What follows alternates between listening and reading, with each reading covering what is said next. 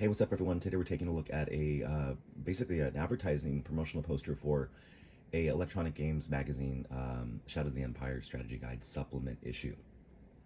Extremely rare poster related to this. A not super rare issue, but something that from time to time you'll have harder or easier times tracking down. It just depends who's putting them on the market and whether or not they believe that what they've got is super collectible. You'll sometimes see them for tons of money, and other times people sell them for, basically the price of a magazine of its age.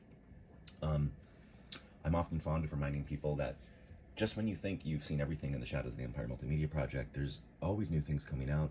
We got the vinyl release just a few years ago for the first time of the soundtrack. But there's tons of ephemera like this.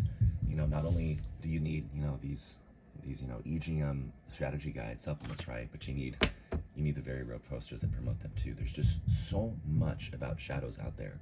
It's just really, really unbelievable and very exciting. It was very exciting at the time. It's very exciting to, I think, in many people's view, to continue to be discovering things like this. So this poster is basically just a replication of the art here. You can see the fully authorized strategy guide, LucasArts Nintendo 64 video game, Shadows of the Empire Strategy Guide, Limited Collector's Edition, brought to you by the editors of Electronic Gaming Monthly. Look for this insider's guide at these fine stores, so on and so forth, right? Circa 1996. On the back, by the way, for anyone who can track this down, advertisement for N64 with Mario there. Changed the system, very common branding for N64 at the time, the growing library of games. GoldenEye, of course. I don't think, are there any Star Wars games? Oh, yes, of course, Shadows of the Empire. There we go. Okay, so we can take a quick look at this. I can only talk so long because my voice is shot. Neat introduction here from some of the editors. It's about what this is all about, the game, as well as the multimedia project. There's a number of splash pages like this throughout with some great games. The structure of the guide is to sort of give you a little bit of background into what this multimedia project is all about, and then to sort of walk level by level as an actual practical video game strategy guide. Information here about how in late 1994, and we've talked about that, haven't we? Some of the late, early to mid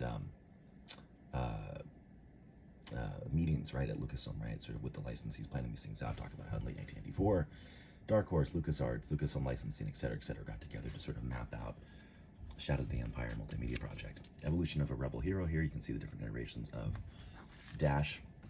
Lots of unused production art here and early sketches, information about all the various gizmos and whatnot, right? We start to get into some of the battles, some of the different levels with some insight into what you would need to know at the time. Again, some more splash pages here, which are great. Some images here, which you've seen replicated in lots of other Shadows or just Star Wars relevant licensed products during the mid-90s.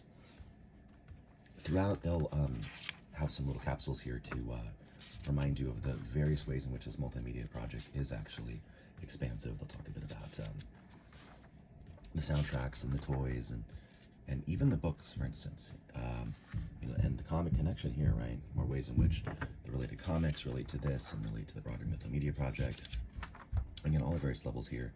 There's another capsule too on some of the lost missions. But I guess they'd originally wanted to put as many as the legendary swoop bikes. They wanted to put as many as 19 different levels in the game, but the N64 cartridges really could only hold so much.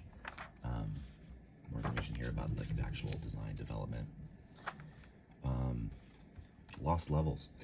Again, we get into this as many as 19 different levels into the game, but there's only so much Star Wars can be crammed into 12 megabyte cartridges.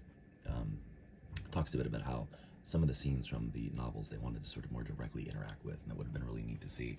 It's just neat to know that they really had that plan in mind, right? I mean, they really wanted to make this something special, and we're really very conscious of what they were a part of.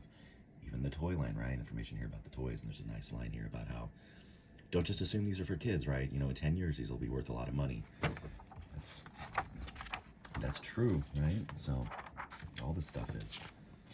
And just some more information on the final levels here, including another capsule about another part of the multimedia project, the soundtrack, or production art for Chizor,